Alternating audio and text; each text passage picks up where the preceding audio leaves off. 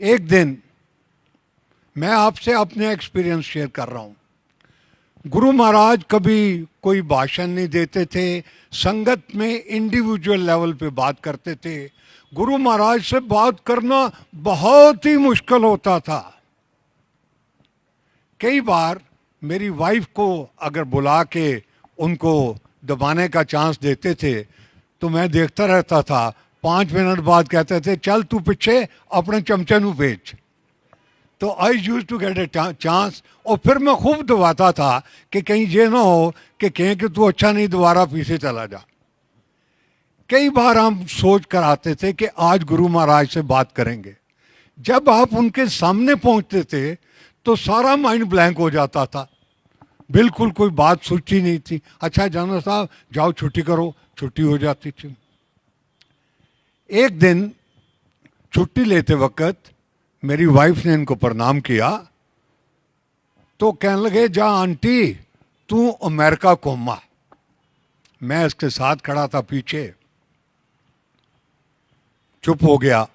जब बाहर निकला तो मैंने कहा भाई गुरु महाराज ने तेरे शहर की बड़ी अच्छी जगह चुनी यार, लेकिन तेरा तो ना पासपोर्ट है और हमें पूरी अमेरिका में कोई बंदा नहीं जानता।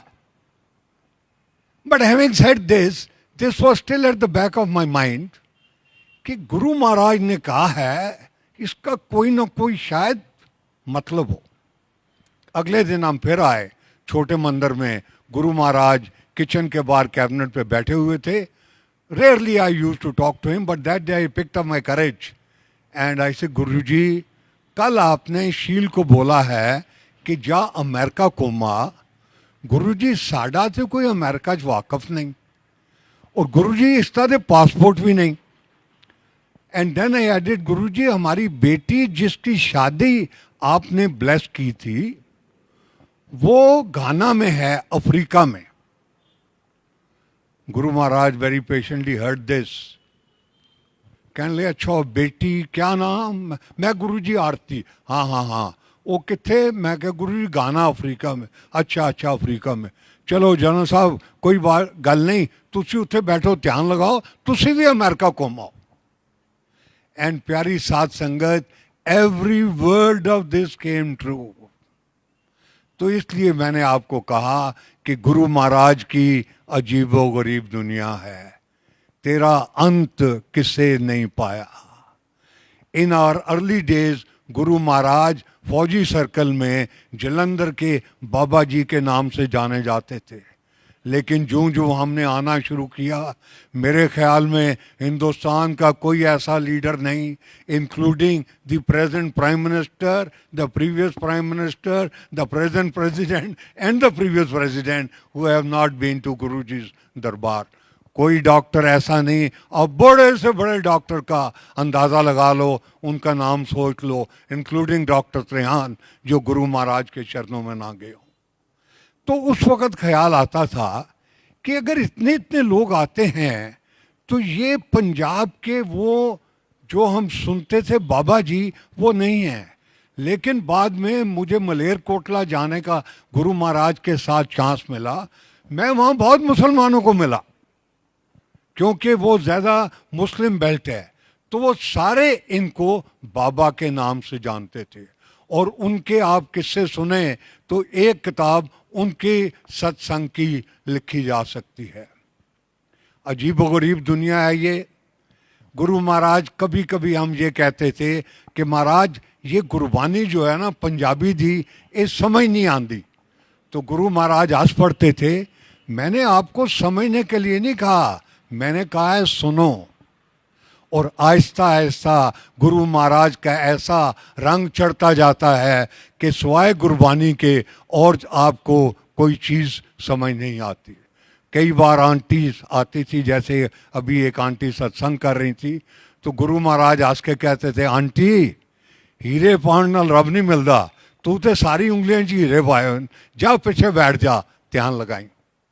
अजीबो गरीब दुनिया में एक बार ऐसा भी इत्तेफाक हुआ कि एक aunty I for the first time, आकर गुरु महाराज को प्रणाम किया, बैठ गई। गुरु महाराज ने उनको बुलाया। आंटी तू पहली बार ही आई है? हाँ गुरु जी। मंग गुरुआं दी मेरे कुछ मंग लै। हम लोग लिसनिंग वॉच पे थे साइड में। वो कहने लगी नहीं गुरु जी आपकी बहुत कृपा है, which normally people use to say. नहीं मैं क्या ना मंग लै कुछ, गुरुआं दी कृपा कदी कदी होंदी है। दैट आंटी सेड गुरु जी अगर आपकी इतनी कृपा है तो मुझे शिव शंकर के दर्शन करा दो। वी ऑल गॉट अमेज्ड कि ये, and you could not whisper anything, you could only be listening. तो गुरु जी कहने लगे अच्छा ठीक है, जा पीछे जाके ध्यान लगा। हाँ शिव जी के दर्शन करने? कहने लगे हाँ गुरु जी। जरूर करने? कहने लगी हाँ गुरु जी। जा पीछे ध्यान लगा। वो पीछे चली गई, कुछ देर बैठे रहे। आधे घंटे बाद गुरु जी ने फिर बुलाया, कहा कि हो गए दर्शन? कहने लगी हाँ गुरु जी। तो जो सुनने वाले थे हम सब हैरान थे कि क्या हुआ, क्या बात है। तो कहने लगे अच्छा हूं तू जा, तू घर चली जा, तू हूं फिर नहीं आना कदी, जद कदी आना होएगा ना मैं तेन बुला भेजांगा, लेकिन दर्शन तो हो गए ना? कहने लगी हाँ गुरु जी। अच्छा अगर हो गए तो तेरा इन्होंने दस तू के देखे? तो we all became alert and attentive. तो ये आंटी कहती हैं कि मैं पीछे सत्संग लगा रही थी, गुरु महाराज अपने सिंहासन पे बैठे थे, यहां से उठे, आधे रास्ते तक मेरे पास से गुजरे, ये गुरु जी थे। जब मेरे पास से गुजरे तो ये शिव के रूप में थे, हाथ में त्रिशूल था। अपने कमरे में चले गए, उधर से जब निकले शिव के रूप में निकले, और जब इस सिंहासन पर बैठ गए तो ये गुरु जी बन गए। Now this is the type of word which Guruji had in those days. हम बहुत चीज़ें सुन लेते थे, कुछ समझ लेते थे, कुछ डिसबिलीफ में भी हो जाते थे। उस वक़्त प्यारी साध संगत, मैं आपको अश्योर करना चाहता हूँ कि बहुत कम लोगों ने इस बात को असेस किया कि ये खुद शिव हैं। हम ये सोचते थे कि बड़े पावरफुल, बड़े तपस्वी महापुरुष हैं। इसी तरीके से मैं आपको ये बताना चाहता हूं कि मैं कई लोगों को लेकर गया, बल्कि एक वो स्टेज आ गई मेरी जिंदगी में कि जब मैं सोचता था कि कोई चीज़ होनी चाहिए, किसी ने मेरी मदद मांगी या कुछ कहा, मैं अब नहीं कर सकता, तो मेरे पास एक रास्ता हमेशा होता था, वो है गुरुजी महाराज का दरबार। उम्मीद है आप सबको आज का सत्संग अच्छा लगा होगा। अगर ऐसा है तो पेज को फॉलो करें और इस सत्संग को दूसरी संगत के साथ जरूर साझा करें। मिलते हैं आप सबसे अगले सत्संग में, जब तक के लिए सत्संग सुने और दूसरों को भी सुनाएं। जय गुरु जी।